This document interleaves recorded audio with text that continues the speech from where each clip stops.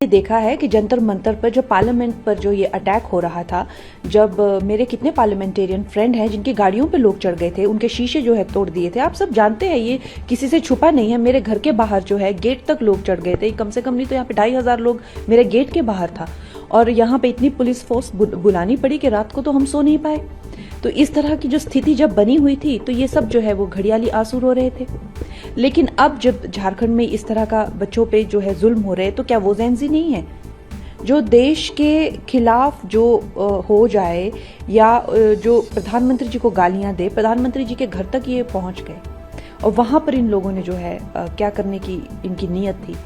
तो जो देश को गाली दे, जो प्रधानमंत्री जी को गाली दे, जो इस देश के टुकड़े करने का, क्या वही जेंजी है? और कोई जेंजी नहीं है। हम खुद युवा हैं, हम खुद नारी हैं, हमें जो है युवा विरोधी बना दिया है। हम क्यों युवा विरोधी बनेंगे? हम तो खुद युवा है, खुद वर्किंग वुमन है, खुद करियर वुमन है, खुद एक ऐसे छोटे मुकाम से उठकर ऊपर आए हैं। हम क्यों बने? हमें बना दिया है युवा विरोधी। ऐसा नहीं होता है। ये दोगलापन फिल्म इंडस्ट्री का भी नहीं चलेगा।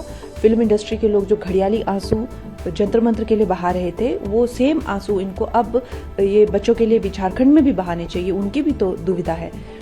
तो मैंने उनको इसीलिए कहा क्योंकि उन्होंने इतना गंदा एक वीडियो बनाया था, जिसमें जो है वो इस तरह की धमकियां दे रहे थे, इस तरह की जो बातें जो है, जो सर्वोच्च हमारे जो रिप्रेजेंटेटिव हैं पूरे दुनिया से, जिनको प्रधानमंत्री जी को इतने बड़े बड़े अवार्ड्स मिलते हैं, और नहीं तो उन्हें उतनी तो डेमोक्रेसी की गरिमा रखनी चाहिए कि एक इलेक्टेड वो हमारे संविधान के हिसाब से हमें उनका सम्मान करना चाहिए। जैसे हमारे राष्ट्रपति प्रथम नागरिक होते हैं, उसके प्रधानमंत्री जी जो है हमारे लीडर होते हैं पूरे देश के। तो क्या इतनी कोई भी उठकर जो है इतनी गंदी गंदी, इतनी भद्दी भद्दी बातें और धमकाना, देश से निकल जाओ, तुम्हें जला देंगे, तुम्हें मार देंगे, ये क्या कोई आपको लगता है क्या ये सभ्य बातें हैं? और जब देखो, जो चाहे उनकी फिल्में हो, चाहे उनकी बातें हो, चाहे उनके इंटरव्यूज हो, ये पाकिस्तान की प्रेम कथा कब खत्म होगी? जब देखो पाकिस्तान के प्रेम में ये मरे रहते हैं। आई वांट टू नो कि अब पार्टीशन को भी इतने साल हो गए हैं, तो ये लव स्टोरी खत्म क्यों नहीं हो रही है? जब इतने ज्यादा, चाहे वो पहलगाम अटैक हो, चाहे वो हमने ऑपरेशन सिंदूर किया हो, देश कहीं और जा रहा है, सेनाएं कहीं और जा रही है, नागरिकों का कहीं कुछ और जो है संघर्ष है पड़ोसी देशों को लेकर। ये बॉलीवुड की लव स्टोरी पाकिस्तान के साथ खत्म कब होगी? तो they are answerable for this.